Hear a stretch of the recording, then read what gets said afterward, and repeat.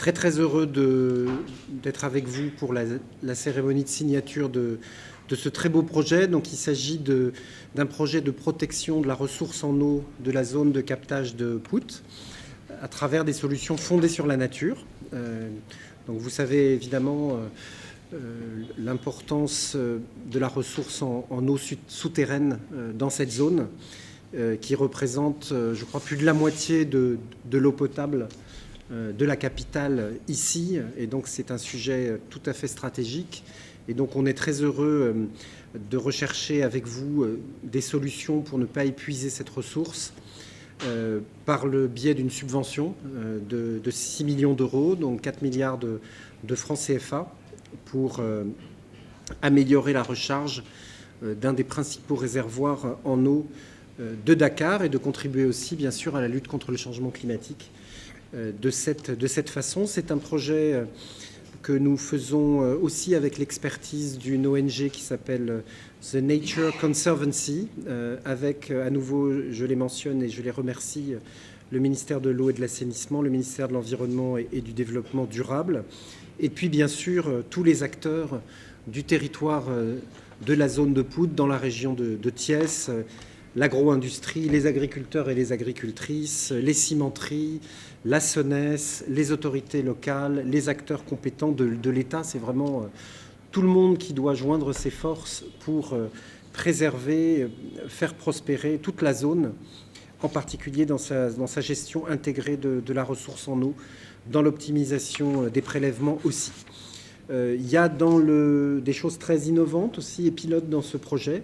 La mise en place d'un contrat de nappe, donc pour la gouvernance de l'ensemble de la ressource, qui est inédit, je crois, au Sénégal, donc expérimental. Félicitations pour ça. Des aménagements physiques aussi légers, c'est des solutions fondées sur la nature, donc très respectueuses des équilibres naturels. La mise en place d'une irrigation raisonnée pour les agriculteurs et les maraîchers, bien sûr, pour que l'activité économique se poursuivent et s'amplifient dans la zone, tout en préservant la nature. Et puis aussi, ça contribue à lutter contre l'érosion côtière et à la restauration des écosystèmes par des cordons pierreux pour réduire la vitesse des eaux de ruissellement, par du reboisement. Enfin, je ne suis pas technicien, d'autres savent bien mieux que moi autour de cette table, mais je crois que c'est tout à fait exemplaire, en associant aussi, bien sûr, les femmes sénégalaises, qui ont un rôle essentiel dans le développement économique et social de la zone et de l'ensemble du pays.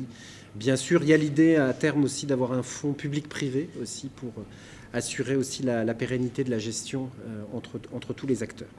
Voilà, et je termine en disant bien sûr que ça vient s'inscrire dans une très grande priorité pour la France, monsieur l'ambassadeur, et pour l'AFD évidemment en son nom, pour la gestion de l'eau et de l'assainissement au Sénégal. On a à peu près 350 millions d'euros, 230 milliards de francs CFA d'engagements financiers en cours de mise en œuvre dans ce secteur, qui est absolument essentiel. Et on le fait bien sûr à quelques semaines du Forum mondial de l'eau. On vient d'en parler avec le président Macky Sall, puisque Dakar va accueillir, je crois, au mois de mars prochain, ce très grand rendez-vous international sur cette immense priorité, évidemment, qui est la gestion de la ressource en eau. On en sera, bien sûr, on y participera dans le Forum des solutions, et j'espère bien que ce projet, comme bien d'autres qui sont en cours de mise en œuvre ici au Sénégal, pourront être présentés au monde entier lors du Forum ici à Dakar. Merci. C'est avec un immense plaisir que je viens de procéder avec vous, Excellence, Monsieur l'Ambassadeur, et avec M. Rémi Rioux, directeur général de l'AFD, à la signature d'une convention de financement pour un montant de 3,9 milliards de francs CFA sous forme de subvention. Donc c'est un don non remboursable destiné au projet de protection des ressources en eau de la zone de captage de Pout à travers des solutions fondées sur la nature. Excellence, Monsieur l'Ambassadeur, Monsieur le Directeur général, située à une cinquantaine de kilomètres de la ville de Dakar, la zone de Pout s'étend sur une superficie d'environ 403 km², répartie sur 4 communes que sont Mont-Roland, Pout, Keur-Moussa et Diender. Elle constitue une zone d'expansion urbaine et industrielle autour de la capitale sénégalaise.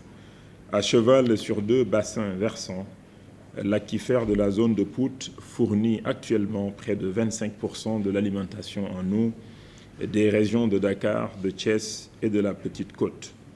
Outre l'alimentation en eau de la région de Dakar, qui représente 80% des prélèvements d'eau, cette ressource satisfait également les besoins en eau pour une importante activité d'exploitation minière ainsi qu'une intense activité d'agriculture irriguée, l'agrobusiness et le maraîchage. C'est pour dire toute l'importance du projet qui répond à l'intérêt manifesté par l'État du Sénégal pour identifier des solutions, en particulier celles fondées sur la nature, permettant de préserver cet aquifère de Pout. Notre pays attache une importance particulière à une bonne gestion des ressources en eau et de la balance hydrique, mais aussi à la promotion d'une irrigation raisonnée et à la lutte contre l'érosion des sols. Les activités ainsi prévues dans le projet seront réalisées selon une approche inclusive en impliquant les groupements de femmes et de jeunes qui bénéficieront de revenus associés à ces travaux avec les conseils et la supervision des services du ministère de l'Environnement et du Développement durable. Excellence, Monsieur l'ambassadeur, Monsieur le directeur général, je ne pourrais terminer sans magnifier la présence de Rémi Rioux, directeur général de l'Agence française de développement, qui n'a ménagé aucun effort malgré son agenda de fin d'année chargé à répondre à l'invitation de M. le Président de la République, son Excellence Macky Sall, pour l'inauguration du train express régional de terre. Ce projet important, dont la première phase a été réalisée grâce à l'appui de partenaires stratégiques, au rang desquels figure en bonne place l'AFD, va complètement révolutionner et moderniser le transport de masse et renforcer la mobilité urbaine à Dakar.